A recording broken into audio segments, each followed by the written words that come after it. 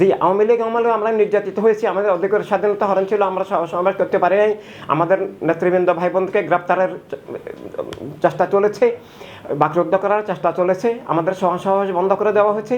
পরবর্তীকালে এই সরকার আসার পরেও আমরা আশা করেছিলাম মুক্ত বাতাসে নিঃশ্বাস নেব, সবার বাক স্বাধীনতা আসবে, মিডিয়া স্বাধীন হবে, যার যার বিষয় নিয়ে চলবো, আবার গণতন্ত্রের পুনরুজ্জীবন হবে, জীবনের স্বাধীনতা অধিকার পুনরুজ্জীবিত হবে, রাষ্ট্রের অভ্যন্তরীণ স্বাধীনতা ফিরে আসবে।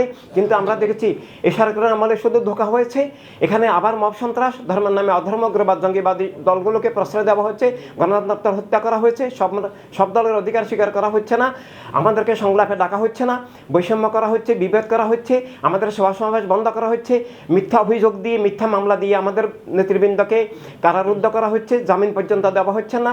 এভাবে অনেক অনাচার, অবিচার, স্বৈরতার দস্যুতা আগের চেয়েও বেশি চলছে, খুন সন্ত্রাস, জুলুম চলছে, মানবাধিকার হরণ হচ্ছে। তারা গণতন্ত্রে বিশ্বাস করেন না, তারা গণতন্ত্রে বিশ্বাস করলে, সবার অধিকারে বিশ্বাস করলে, বৈষম্যহীনতা বিশ্বাস করলে আমাদের সবাইকে ডেকে নিয়ে সবার অধিকার স্বীকার করে এবং একটা সুষ্ঠু নির্বাচনের ব্যবস্থা করতেন। তারা শুধু অহেতুক সময় নষ্ট করে নিজেদের দল তৈরি করছেন, রাষ্ট্রীয় কোষাগার ব্যয় করে, দুর্নীতির মধ্য দিয়ে, ঘুষের মধ্য দিয়ে, জুলুমের মধ্য দিয়ে আমাদের সমাবেশ বন্ধ করছেন।